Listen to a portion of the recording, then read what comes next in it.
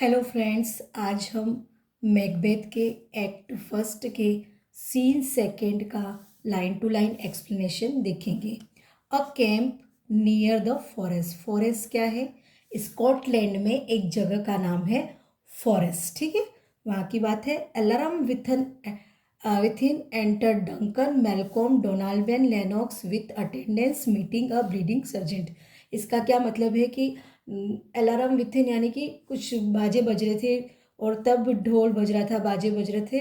Duncan की entry होती, राजा की एंट्री। पुराने ज़माने में भी ऐसे ही होता था, राजा वगैरह की एंट्री होती है तब ढोल नगाड़े बजते हैं। तो इस तरह से ढोल नगाड़े बज रहे थे, डंकन की एंट्री होती। उसके साथ उसके दोनों बेटे थे, मेलकॉम और डोनाल्ड वेन। ठीक है, और लेनॉक्स। लेनॉक्स कौन है? एक नोबेल मैन है, वह भी था। विथ अटेंडेंस, किसके साथ? बहुत सारे सेवक भी थे साथ में, बहुत सारे नौकर थे साथ में। मीटिंग अ ब्लीडिंग सर्जेंट, और किससे में मिलते हैं वो? एक खून से लथपथ सर्जेंट। सर्जेंट का मतलब होता है soldier.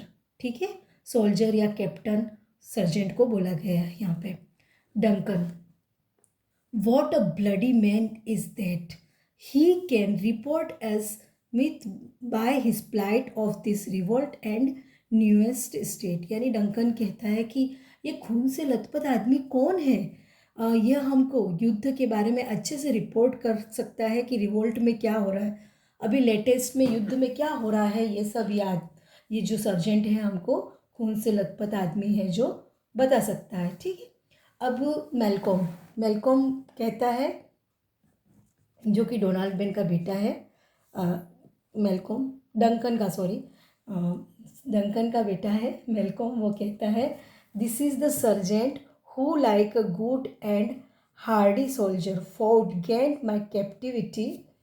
Hello brave friend, say to the king the knowledge of the broil as thou didst leave. यानी कि वो कहता है Malcolm, this is the sergeant. यह वह अपने पिता डंकन को कहता है कि दिस इज द सर्जेंट, यह वह सर्जेंट है who like a good and hardy soldier fort. ये उन सोल्जर्स में है जो बहादुरी से लड़ते हैं। गेंट माई कैप्टिविटी, मुझे जिसने बंधन से छुड़ाया है। फिर वो उसके हेल ब्रेव फ्रेंड, यानी सैल्यूट करते हुए, सलाम करते हुए, brave friend, hello hello brave friend कहता है। यानी कि वो सर्जेंट को कहता है कि वो सैल्यूट करके कहता है कि ओ मेरे बहादुर मित्र, say to the king the knowledge of the broil as thou didst leave it. कि तुम किंग को, राजा को पूरा युद्ध के बारे में तब तक की पूरी कहानी बताओ जब तक कि तुम पूरी तरह घायल नहीं हुए और तुमने युद्ध नहीं छोड़ा। तब तक क्या हुआ ये सारी कहानी तुम राजा को बता। तो फिर सर्जेंट कहता है, doubtful it stood as two spent swimmer that do cling together and choke their art the merciless Macdonwald worthy to be a rebel for to that. यानी कि वह कहता है कि यह कहना तो बहुत ही मुश्किल है, डाउटफुल है कि कौन जीतेगा कौन हारेगा। As two spent swimmers that do end together and choke their art. दोनों एक दोनों जो पारियां हैं युद्ध में, वो इस तरह से लड़ रही थी जैसे कि तैराक हो, कोई स्विमर हो जो, और वो एक दूसरे की टांग खींच रही और एक दूसरे को गिराने की कोशिश कर रही। दोनों में कांटे की टक्कर है, इस तरह से दोनों लड़ रहे हैं। और the merciless Macdonwald worthy to be a rebels, और जो मर्सीलेस दया से रही थी। मैकडोनल्ड कौन है? जो सामने जो लड़ रहा है वो मैकडोनल्ड है। तो दया, बिल्कुल इसको दया ही नहीं है, वास्तविक वो रेबेल कहने के लायक ही है। The multiplying villainies to of nature do swarm upon him from the western isles Hebrides. यानी कि वह कहता है कि दुनिया भर की जितनी भी बुराइयां हैं वो उसमें मल्टीप्लाई होकर उसमें आ रही हैं।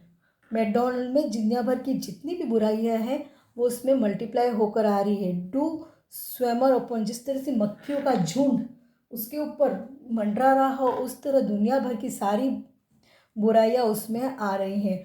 From the western eyelash, western eyelash से यानी कि कुछ सिपाही आए हैं हेब्रिडीज जगह के, of cares and Golokles is supplied at fortune on his damned quarrel, smiling showed like a rebel's war.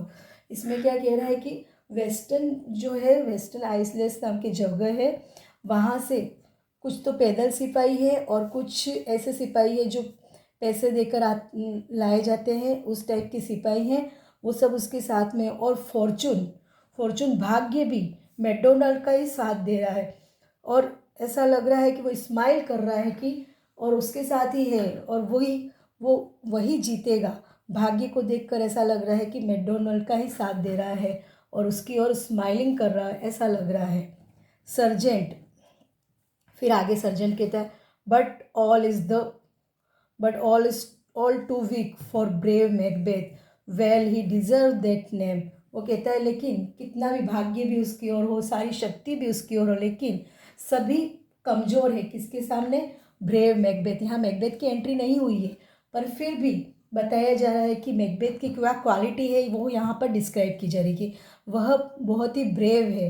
कितना भी भाग्य उसके साथ नहीं है, मैकडोनाल्ड के साथ है, फिर भी और बहुत सारी सुविधाओं के फिर भी मैकबेथ बहुत ब्रेव है। Well he deserve that name, this ending, कि वह ये मैकबेथ जो है वो ये नाम उसका डिजर्व करता है, उसमें इतना उतनी ताकत है, वो बहुत ही बहादुर है। Disdaining fortune with his ness steel while smoked with bloody action, और वह खून, भाग्य भले ही उसके साथ हो पर वह खून से लथपथ जो तलवार है उसको चीरते हुए निकल रहा है। Like valour minion carved his passage, और सब उसकी जो खून से लथपथ जो तलवार है उसको लेकर वह सभी को, भीड़ को चीरता हुआ टिल द फेस्ट स्लेव, और वह अपने दुश्मन तक पहुंच जाता है। उसका दुश्मन कौन है? मैकडोनाल्ड।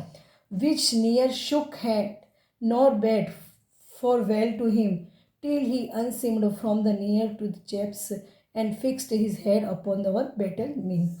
वह कहता है कि वह न तो वो दोनों दुश्मन एक दूसरे से हाथ मिलाते हैं, न ही किसी का वेलकम करते हैं, कुछ भी नहीं करते। एकदम से मैकबेथ तो जाता है और उसके जबड़े से लगाकर उसके पेट को पूरा चीर देता है और जो उसका सिर होता है उसको उसके महल पे, उसके कासल पे टांग देता है। इस तरह बहादुरता से यह लड़ाई करता है। यह बताया गया एक्ट फर्स्ट। इसकी आगे की लाइनें हम आगे की वीडियो में देखेंगे। Thank you, thanks for watching. ठीक है, थैंक यू।